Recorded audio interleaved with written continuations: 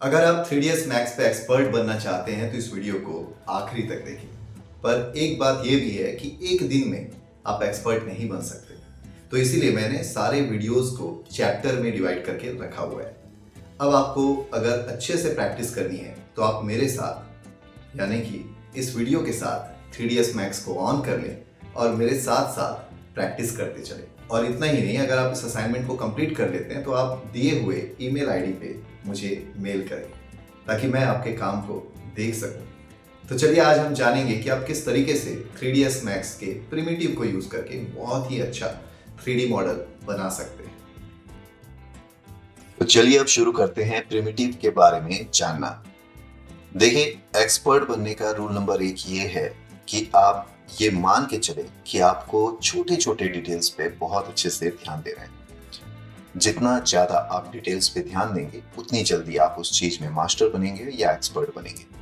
तो वैसे ही 3ds Max पे आपको क्रिएट मेन्यू में मिल जाता है स्टैंडर्ड प्रिमिटिव और साथ ही साथ मिल जाता है आपका एक्सटेंडेड प्रिमिटिव। तो फिलहाल मैंने ये सारे मेन्यूज को कुछ इस तरीके से अलग करके रख दिया। इस प्रोसेस को हम कहते हैं टियर ऑफ प्रोसेस।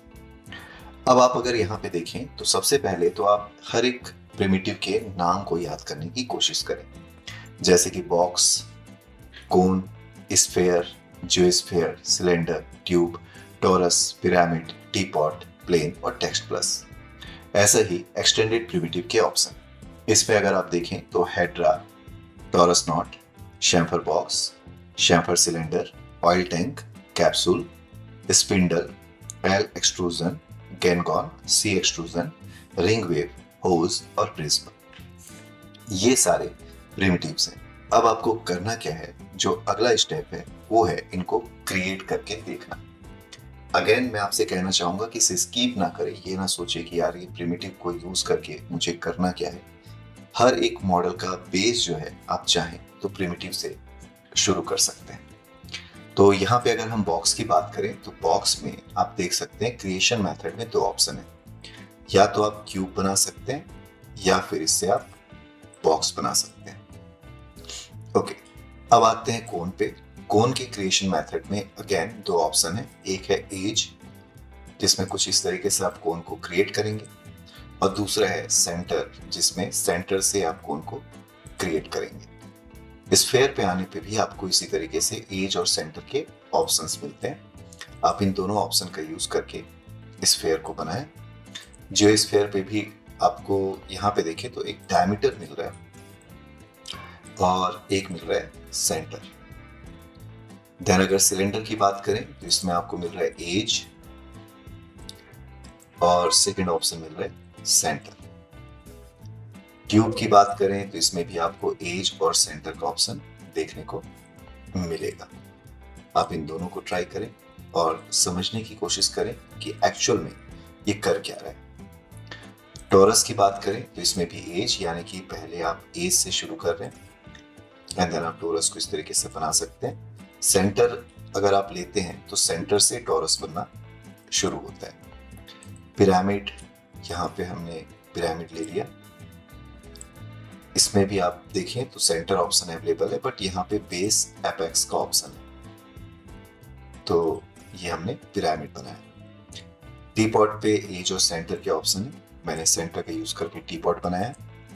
प्लेन में आपको रेक्टेंगल और स्क्वायर का ऑप्शन मिल रहा है, तो ये हमने रेक्टेंगल बना लिया, और स्क्वायर लेने पे आप इस तरीके से प्लेन से स्क्वायर बना सकते हैं। इसके बाद आता है टेक्स्ट प्लस। इसको सिंपली आपको क्लिक करना है, इसे ड्रैग नहीं करना है। टेक्स्ट प्लस लेने के बाद इसमें और भी कई सारे ऑप्शंस हैं, इसे हम आगे आने वाले चैप्टर्स में देखेंगे। अब आते हैं हेड्रा पे। तो अगर हम हेड्रा क्रिएट करते हैं तो ये कुछ इस तरीके से, इसमें कई सारे पैरामीटर्स मिल रहे हैं, जैसे कि टेट्रा, टेट्रा के अलावा cube and octa, dodec, icos, star 1, star 2। इसके अलावा यहाँ पे बेसिक, सेंटर और सेंटर एंड साइड्स के भी ऑप्शन है, और ये सारे पैरामीटर्स हैं। टॉरस नॉट पे अगर बात करें तो ये टॉरस नॉट है, और इसमें आप देखेंगे या तो नॉट या फिर आप चाहें तो सर्कल, 2 ऑप्शन अवेलेबल है।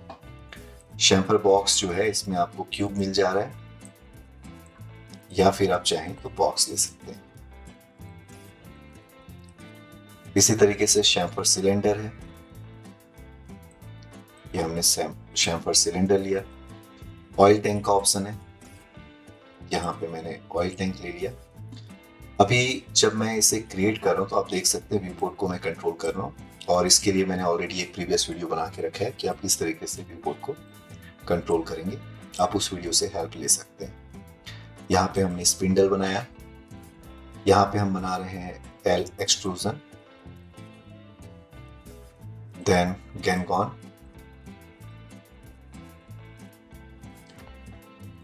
उसके बाद सी एक्सट्रूजन,